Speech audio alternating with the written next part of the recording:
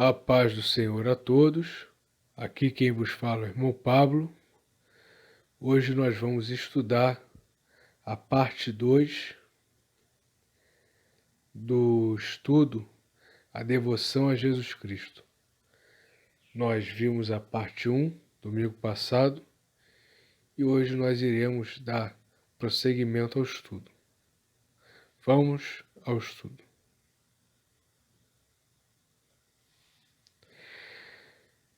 Geralmente, quando uma pessoa pronuncia Jesus Cristo,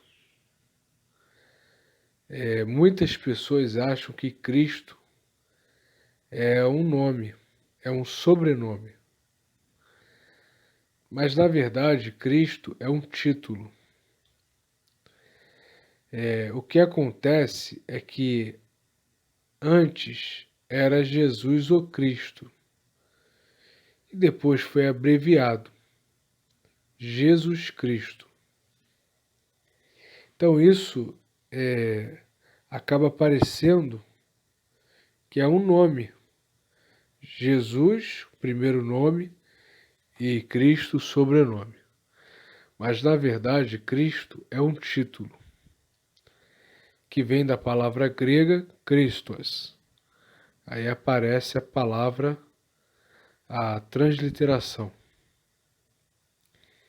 que por sua vez vem da palavra Messias, do hebraico, transliteração, Machia. E o que seria esse título? Seria um conceito do Antigo Testamento. Messias, segundo os profetas profetizaram no Antigo Testamento, seria uma figura que viria para a terra trazer a paz, para trazer a salvação de Deus, ou seja, seria uma figura especial. Significa, a palavra Messias, Machia, significa ungido do Senhor. Quando Jesus veio à terra, aqueles que estavam ali com ele creram pelo que ouviu, sentiu, testificou, creram que Jesus era o cumprimento da profecia. Jesus era o Messias. Ele mesmo diz isso. Por exemplo, quando ele está no diálogo com a samaritana, ele diz que ele é o cumprimento da profecia, que ele é o Messias. Então, Messias é um título. Isso é importante para o nosso estudo.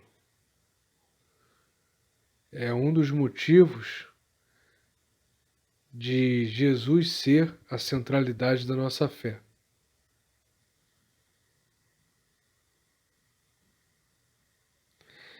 Então vamos ler uma profecia messiânica, profecia de Isaías.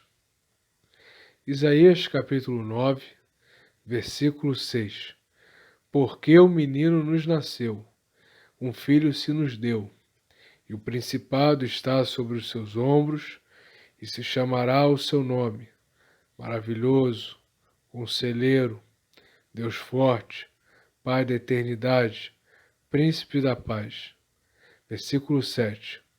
Do aumento deste principado e da paz não haverá fim, sobre o trono de Davi e no seu reino, para o firmar e o fortificar com juízo e com justiça, desde agora e para sempre. O zelo do Senhor dos Exércitos fará isto. Então esta profecia diz que iria nascer um menino, e ele teria esses títulos: maravilhoso, conselheiro, Deus forte, Pai da eternidade e príncipe da paz. E o seu reinado não teria fim, seria eterno, perpétuo. Então, profetas, não somente Isaías, nós vemos várias profecias messiânicas no Antigo Testamento, e essas profecias, elas juntas, elas acabam formando a profecia acerca do Messias. Deus foi entregando as profecias, as mensagens para os profetas, para que eles pudessem anunciar a vinda dessa figura. Então, segundo os cristãos, nós, Jesus seria o cumprimento das profecias.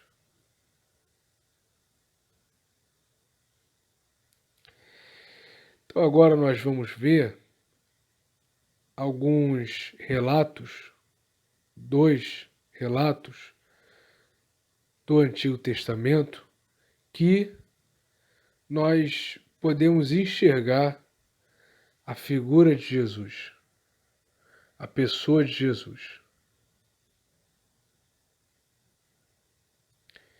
O primeiro relato é no Jardim do Éden, Gênesis, nos primeiros capítulos. Nós vemos ali no Jardim do Éden um casal e os animais. E quando há o encontro da mulher com a serpente, há aquele diálogo e a mulher acaba comendo do fruto que não poderia e dando para o seu marido, e o seu marido também comendo, e os seus olhos, eles abrem e eles enxergam aquilo que eles não poderiam ver, que eles não viam, e ouvem Deus passeando pelo jardim, se escondem, e Deus descobre tudo o que aconteceu.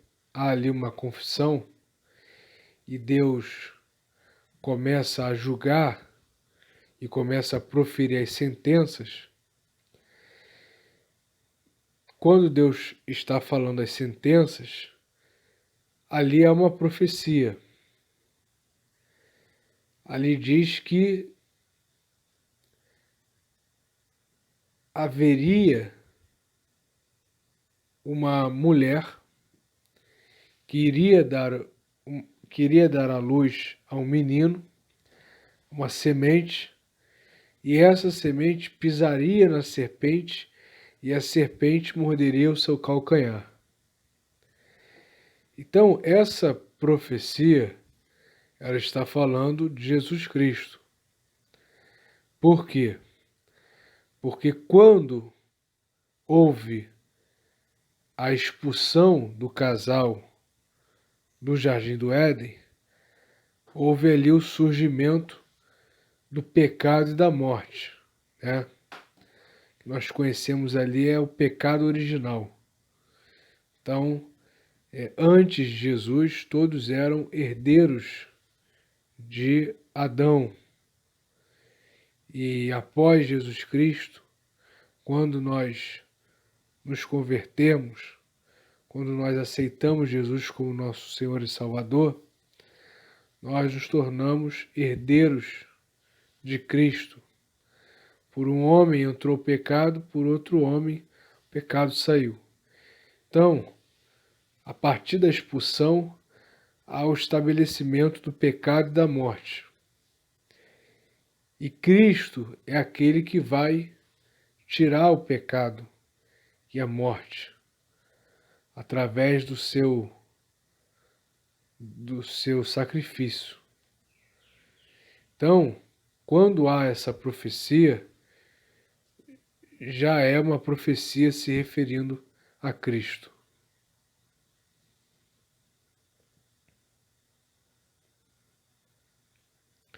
Outro evento que nós podemos também falar aqui é o evento de Abraão e Isaque, quando Deus pede para provar a fé de Abraão, o seu filho Isaque. Abraão, ele amava Isaque e Deus pede o único filho a quem Abraão ama, e Abraão, ele fica triste, angustiado, ele fica confuso porque Deus havia prometido que Abraão seria pai de nações e o filho da promessa era Isaque. Então Abraão ficou confuso, mas preferiu obedecer. E foi fiel, foi leal ao Senhor, levou seu filho para um monte, colocou seu filho, amarrou e colocou em cima do altar, e quando ia matá-lo, o anjo apareceu e fez ali uma intervenção, impediu Abraão de matar o seu filho, falando que Deus já havia visto que Abraão era fiel a ele e não precisaria sacrificar, e perto deles teria um animal para o sacrifício, um carneiro. Essa história, ela é um prenúncio do sacrifício de Cristo. Porque como Abraão tinha um filho que amava, Deus tinha Jesus. E Abraão ia sacrificar o seu filho. Deus sacrificou o seu filho. Quando Abraão vai matar, o anjo diz: basta, eis aí o sacrifício, e aponta para o carneiro.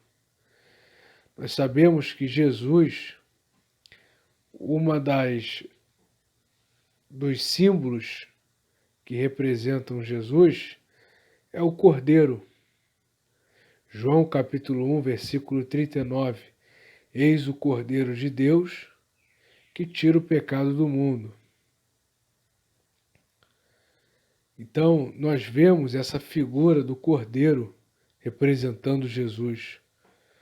O cordeiro que representa pureza, inocência, né? Então, todo esse relato representa a vinda de Jesus para morrer por nós e tirar o pecado e a morte.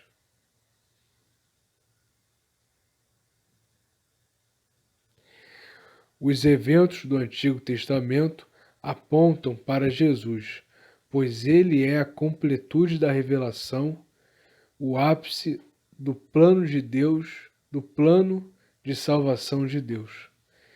Então, por que Jesus é a centralidade da nossa fé? Porque até os eventos do Antigo Testamento apontam para Jesus. Ali no princípio, em Gênesis, no Jardim do Éden, Deus já fala sobre Jesus, né? Quando vai proferir as sentenças. Então, os relatos do Antigo Testamento apontam para o Novo Testamento. Apontam para a completude da revelação, que seria na pessoa de Jesus. Né? O derramamento da graça de Deus, o ápice do plano de salvação, o ápice da história da humanidade. Nós vemos até na contagem da história, né, na divisão temporal, nós vemos antes de Cristo e depois de Cristo, né? Então, tudo aponta para Jesus. Por isso ele é a figura central de nossa fé.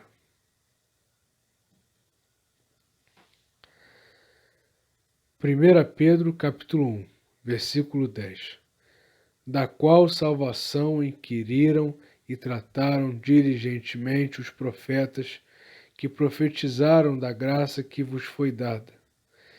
Versículo 11. Indagando que tempo ou que ocasião de tempo o Espírito de Cristo que estava neles indicava anteriormente, testificando os sofrimentos que a Cristo haviam de vir e a glória que se lhes havia de seguir. Versículo 12. Aos quais foi revelado que, não para si mesmos, mas para nós, eles ministravam estas coisas que agora vos foram anunciadas por aqueles que, pelo Espírito Santo enviado do céu, vos pregaram o Evangelho, para as quais coisas os anjos desejavam bem atentar. Então o apóstolo Pedro diz aqui que os profetas que tinham o Espírito de Cristo, eles já indagavam sobre qual seria o tempo que haveria de vir a glória de Deus, a salvação de Deus, a graça, o derramamento da graça de Deus. Então os profetas do Antigo Testamento esperavam por esta graça, este derramamento da graça de Deus, esperavam pela salvação.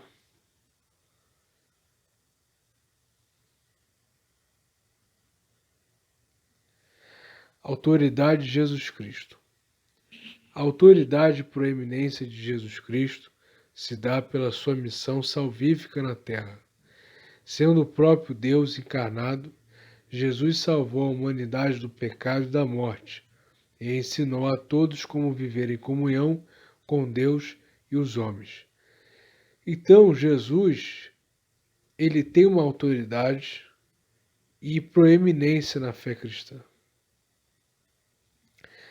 Por isso ele é a figura central, por causa da sua missão salvífica.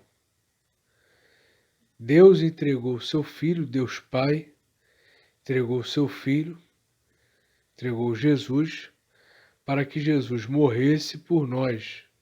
Grande e difícil foi a sua missão. Não foi fácil, porque o próprio Jesus pede para que o Pai passasse este cálice, cálice de dor, sofrimento, tortura. Mas Deus não passou, não retirou de Jesus este fardo. Então Jesus tem uma proeminência por ter feito essa missão. Nós temos o conceito de Trindade, nós adoramos a Deus, mas Jesus é a centralidade de nossa fé.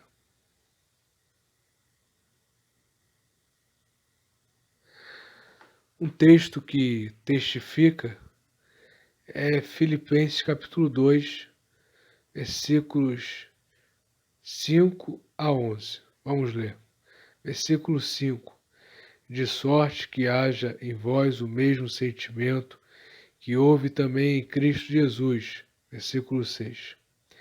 Que, sendo em forma de Deus, não teve por usurpação ser igual a Deus. Versículo 7. mas esvaziou-se a si mesmo, tomando a forma de servo, fazendo-se semelhante aos homens. Versículo 8.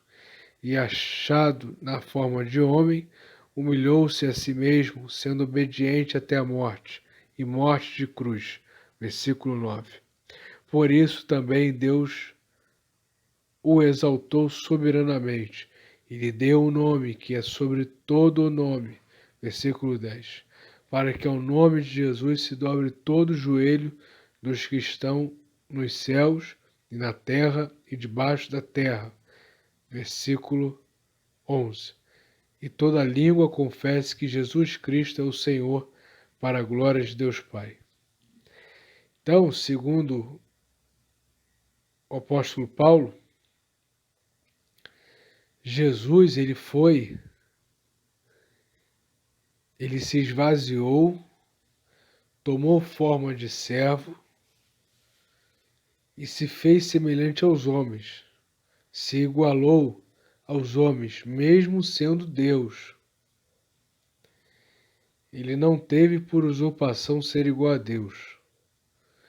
Então ele encarnou, se humilhou e foi obediente até a morte. E por causa disso, Deus o exaltou soberanamente e lhe deu um nome que é sobre todo nome. O nome de Jesus está sobre todo nome. Está sobre o nome do Pablo e o nome de qualquer um.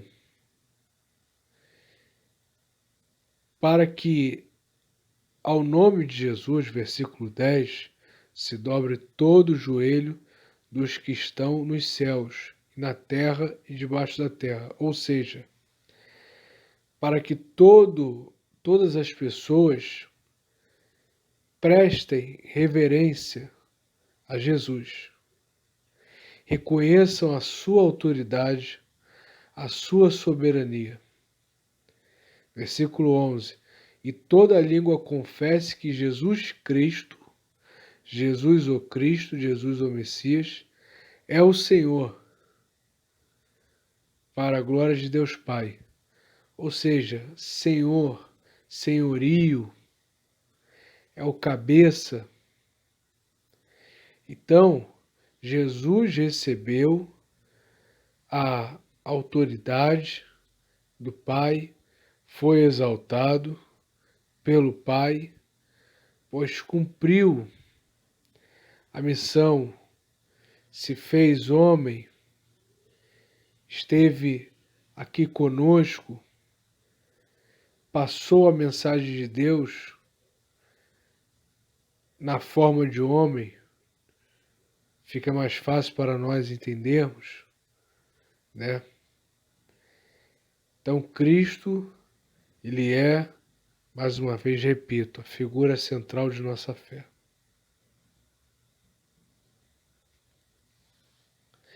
A proeminência de Cristo não exclui as outras pessoas da Trindade, Deus Pai e Espírito Santo.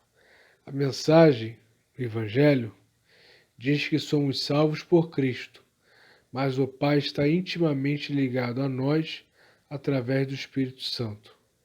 Então, nós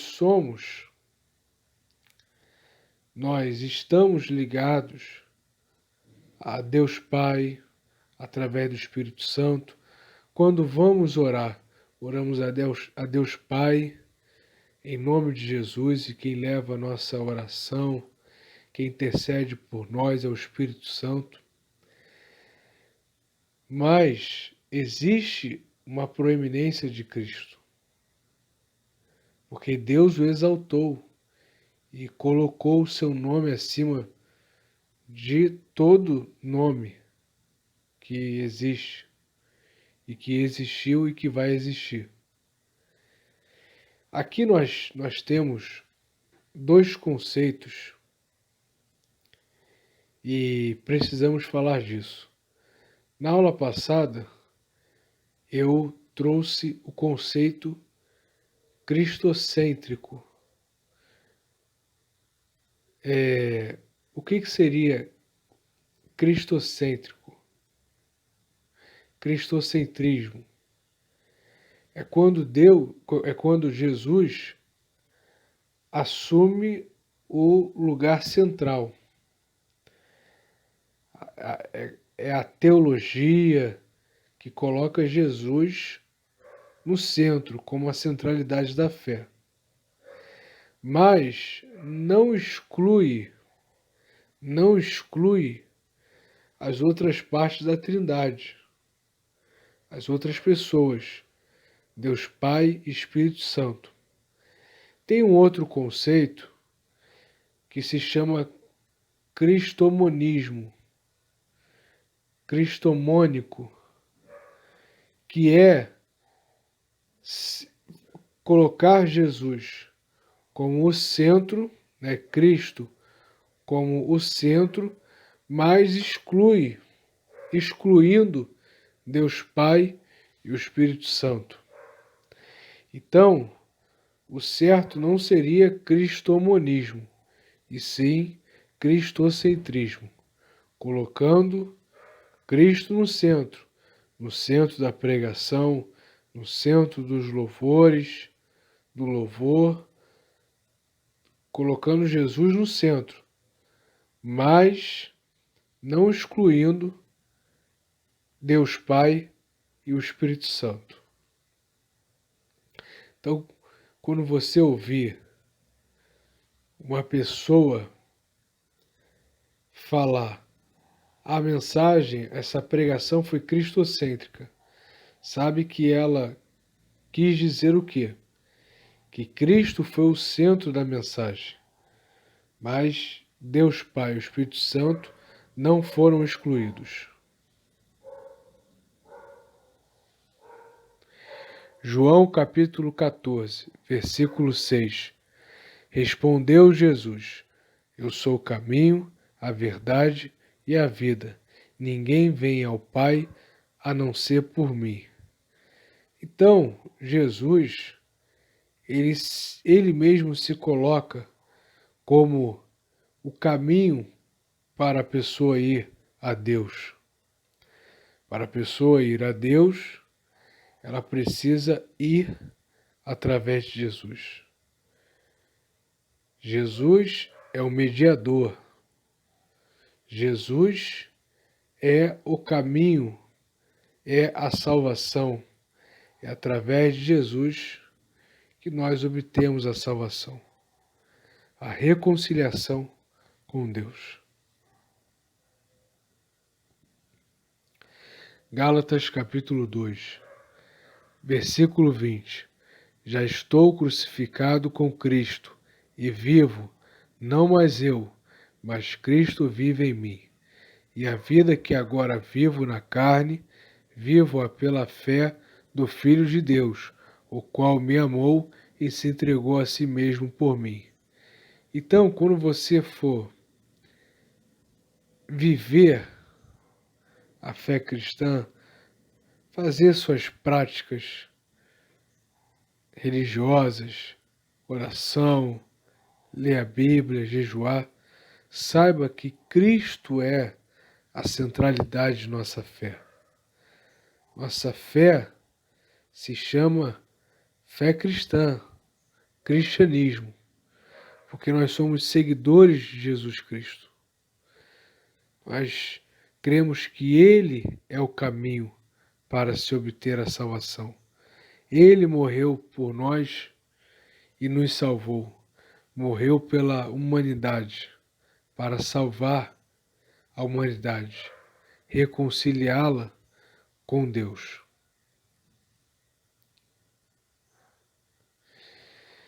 Então, é isso. Cultue com sua família. Espero que todos tenham aprendido e que todos possam ficar na paz do Senhor. Amém? Que Cristo possa reinar em nossas vidas. A paz a todos. Um abraço.